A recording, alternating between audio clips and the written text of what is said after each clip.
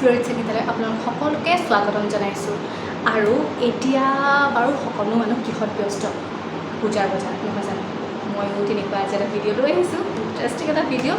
পূজাৰ বজাৰ বুলি ক'লে সাধাৰণতে মানুহে বাৰু কি কিনে, কাপোৰ, জোতা চেণ্ডেল, তাৰপিছত নতুন নতুন মেকআপ প্ৰডাক্টছ আৰু লগতে যিবোৰ আমাৰ জুৱেলাৰী থাকে সেইবোৰ কিনে নহয় জানো। কিন্তু মই এইবাৰ পূজাৰ বজাৰত কি কৰিছোঁ সেয়া আপোনালোকক এতিয়া দেখুৱাম। যিহেতু কথাই নাই, আপুনি যি সময়তে যি ঠাইতে নাথাকক কিয় বহি বহি অনলাইন শ্বপিংটো কৰিব পাৰি নহয় জানো। চ' মই সেইটো কামেই কৰি ল'লোঁ। কি বজাৰতকৈ অনলাইনত বেছি অফাৰ যেন পাওঁ, তেনেহ'লে নিশ্চয় সকলোৱে এটকা হ'লেও বচাব চেষ্টা কৰিব জানো, তেনেকুৱাই কিছুমান কৰোঁ। চ' মই কিছুমান পূজা বুলি আচলতে মোৰ কাৰণে দুৰ্গা পূজাটো এটা বিশেষ হৈ পৰে, কিয়নো মই দেৱী দুৰ্গাক সঁচাকৈ বহুত বেছি বিশ্বাস কৰোঁ তেওঁৰ আৰাধনাত। কিয়নো বহুতখিনি আচলতে মাৰ ওচৰত যেনেকুৱাকৈ সদায় প্ৰাৰ্থনা কৰিছোঁ তেনেকুৱা ধৰণৰ পাইছোঁ বুলি মই অনুভৱ কৰিছোঁ। কাৰণ তেনেকুৱা আৰাধনা কৰিছিলোঁ আৰু পাইছোঁ, প্ৰাৰ্থনা কৰোঁ আৰু সদায় মায়ে যাতে আশীৰ্বাদ কৰে সেয়াই বিচাৰোঁ মই সদায়। কিন্তু আজি মই কাপোৰৰ নহয় অন্য কিছুমান দেখাবলৈ কৈছোঁ। মই পূজা বুলিহে আচলতে লৈছোঁ। ফাৰ্ষ্ট বস্তু মই কি লৈছোঁ সেইটো আপোনালোকক এতিয়া দেখুৱাম। এতিয়ালৈকে মই একো খোলা নাই, এইটো আপোনালোকৰ আগত এতিয়া খুলিম। এয়া হৈছে মই দিছিলোঁ এখন অকণমান মৰম লগা এখন থাপনা দিছিলোঁ। ইয়াতে মোৰ তেনেকুৱা পাৰ্মানেণ্ট একো থাপনা নাই, মই বেলেগ বহুত যোগাৰ কৰি পেলাই তেনেকৈ এখন সৰুকৈ থাপনা বনাই থৈছোঁ।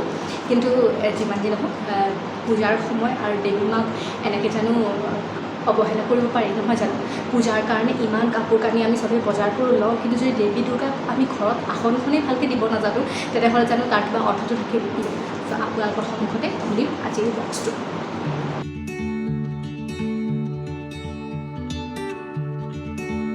এনেকৈ বেলেগ বেলেগ এনেকৈ পিচ পিচ কৰি বেলেগ বেলেগকৈ আছে। সেইখিনি জাষ্ট এনেকুৱা হোল কিছুমান দিয়া আছে, এইবোৰত হয় জইন কৰিব লাগিব।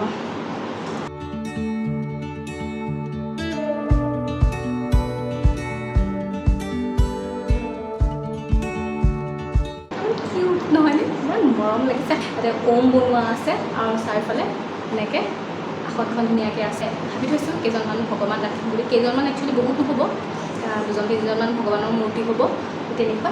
আৰু এইখনতে সৰুকৈ এগছ চাকি দিব পৰা হ'ব। আৰু যদিহে সৰুকৈ এটা ঘৰত আপুনি ধুনীয়াকৈ এনেকৈ থাপনা এখন ৰাখিব বিচাৰিছে তেনেহ'লে এইটো আপোনালোকৰ কাৰণে বেষ্ট অপশ্যন হ'ব বুলি মই ভাবোঁ। আৰু এইটো মই লৈছোঁ ফ্লিপকাৰ্টৰ পৰা। সঁচাকৈ বহুত কিউট লাগিছে, বহুত ফূৰ্তি লাগিছে, মই কি ক'ম। এইটো আছিলে মোৰ ফাৰ্ষ্ট পূজাৰ বজাৰ দেই। এয়া কিন্তু ৰাইজ মোৰ পূজাৰহে বজাৰ। আপোনালোকৰ পাৰ্চেলবোৰ বাৰু কেনেকুৱা আহে? নিশ্চয় ধুনীয়া ধুনীয়া প্লাষ্টিকৰ পেকেট বা কাৰ্টুনৰ বক্সত নাহে জানো। মোৰ পূজাৰ বজাৰ কেনেকৈ আহিছে গম পায়নে? মোৰ পাৰ্চেল এইখন মোনাত। এই মোনাখনত কি থাকিব পাৰে বাৰু? ইমান বেছি প্ৰশ্ন নুসুধোঁ বা আপোনালোকক আমনি নকৰোঁ। এইখন মই খুলি দেখুৱাইছোঁ কি আছে। ইয়াত আছে মিঠাতেলৰ বটল। দেখিছেনে? ফ্লিপকাৰ্ট গ্ৰ'চাৰীৰ যি ছেকশ্যন থাকে, এই গ্ৰ'চাৰী ছেকশ্যনৰ পৰা মিঠাতেল দিছিলোঁ। আৰু এই মিঠাতেল দিছিলোঁ মই 4 লিটাৰ ক্লাছিক কচ্চি ঘানি মাষ্টাৰ দৈ। দেখিছেনে? আৰু এইটোৰ প্ৰাইচ আপোনাৰ ইয়াতে যিটো লেবেল লগোৱা আছে ইয়াতে আছে 260, কিন্তু মই এইটো পাইছোঁ 150কৈ। ইয়াতে লিখা আছে 260, কিন্তু মই পাইছোঁ 150কৈ। চ' মই 4 লিটাৰ তেল দিছিলোঁ মুঠ 600 টকা। আৰু এইটো হৈছে মোৰ পূজাৰ ছেকেণ্ড বজাৰ। বহুতৰে ভাবিব পাৰে এজনীয়ে কি কৰে, ইমান তেল খায়নে। একচুৱেলি মই দিছিলোঁ, মই যিটো দুৰ্গা মাক প্ৰথমতে ক'লোঁ যে মই দুৰ্গা দেৱীক বহুতেই মানো। চ' মই নৱৰাত্ৰিৰ ব্ৰত কৰোঁ। আৰু নৱৰাত্ৰিৰ ব্ৰতৰ সময়ত যিসকলে জানে, হয়তো বেছি সংখ্যকে জানিব চাগে, মোৰ যদি ভুল হোৱা নাই তেন্তে নৱৰাত্ৰিৰ ব্ৰতত এগছ চাকি জ্বলোৱা হয়, অখণ্ড জ্যোত বুলি কোৱা হয়। অখণ্ড জ্যোতি, সেই চাকি গছ আপোনাৰ অহৰ্নিশে প্ৰথম আপোনাৰ নৱৰাত্ৰিৰ প্ৰথমটো দিনৰ পৰা নৱমটো দিনলৈকে অহৰাত্ৰি জ্বলি থাকে। আৰু দশমীৰ দিনা, যিদিনাখন দশম দিন থাকে, দশমীৰ দিনা আমি যেতিয়া প্ৰতিমা দিনা বিসৰ্জন হয়, সেইদিনাই আপোনাৰ ঘৰত যিগছ চাকি আপুনি ৰাখে আৰু যিটো ঘট স্থাপনা কৰা হয় মন্দিৰৰ কাৰণে, যিটো দেৱী মাক আৰাধনা কৰি পেলাই যিটো ঘট স্থাপনা কৰে, সেই ঘটৰ লগতে আৰু পূজাৰ যিখিনি সামগ্ৰীৰ লগতে সেই চাকি গছ ফুটাই দিয়া হয়। ত' সেই চাকি গছ যিহেতু 9 দিন অহৰ্নিশে জ্বলি থাকিব লাগিব, আপোনাৰ সম্পূৰ্ণ প্ৰথমটো দিনৰ পৰা নৱৰাত্ৰিৰ প্ৰথমটো দিনৰ পৰা নৱমটো দিনলৈকে অহৰ্নিশে জ্বলি থাকিব লাগিব। কাৰণে তেলৰো বহুত প্ৰয়োজন। সেইকাৰণে মই 4 লিটাৰ তেল প্ৰথমে দিছিলোঁ। আৰু যদি আৰু দৰকাৰ হয় আৰু দি দিম। মোৰ যোৱা বছৰ 5.5 লিটাৰ নে 6 লিটাৰ কিবা তেনেকুৱা তেলৰ প্ৰয়োজন হৈছিলে চ' যি কি নহওক মই বৰ্তমান 4 লিটাৰ দিছোঁ আৰু যদি লাগে অনলাইনে হওক বা অফলাইনে হওক যেনেকৈ নহওক মই অৰ্ডাৰ কৰিম চ' এয়া আছিলে মোৰ ছেকেণ্ডটো পূজাৰ বস্তু মানে পূজাৰ বজাৰ আৰু নেক্সট পূজাৰ বজাৰ বুলি ক'লে ভুল হ'ব একচুৱেলি বেলেগ এটা বস্তু দিছিলোঁ এইটো কিন্তু নৰ্মেল এনেকুৱা পেকেটিঙতে আহিছে বুজিছেনে তো এইটো গোল মাটুল বুজিছেনে এইবোৰ আনোতে এটা ফুটিয়ে গ'ল তো এইটো হৈছে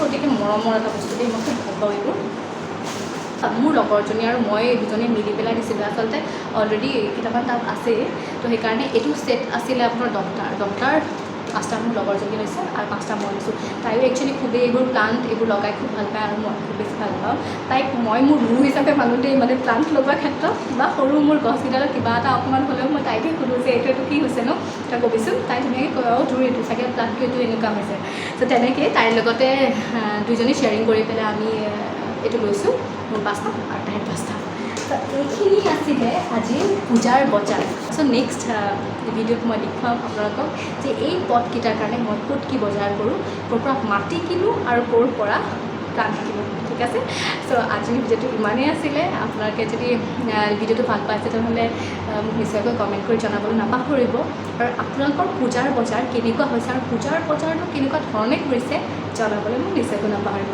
চ' আপোনালোকে যদি এতিয়াও মোৰ চেনেলটো ছাবস্ক্ৰাইব কৰা নাই তেনেহ'লে চেনেলটো ছাবস্ক্ৰাইব কৰি দিব আৰু আশা কৰোঁ আপোনালোক সকলোৱে কুশল থাকক আৰু দেৱী মায়ো আপোনালোকৰ ওপৰত আশীৰ্বাদ ৰাখক মই যেনেকৈ ডাঠি ক'ব পাৰিছোঁ যে সঁচাকৈ মই দেৱী মাক আৰাধনা কৰিছোঁ আৰু দেৱী মাৰ সেই আৰাধনাৰ পৰা মই ফল পাইছোঁ আশীৰ্বাদ পাইছোঁ তেনেকৈ আপোনালোকেও যাতে ক'ব পাৰে তাৰে মই কামনা কৰিছোঁ চ' আজিলৈ ইমানেকৈ ধন্যবাদ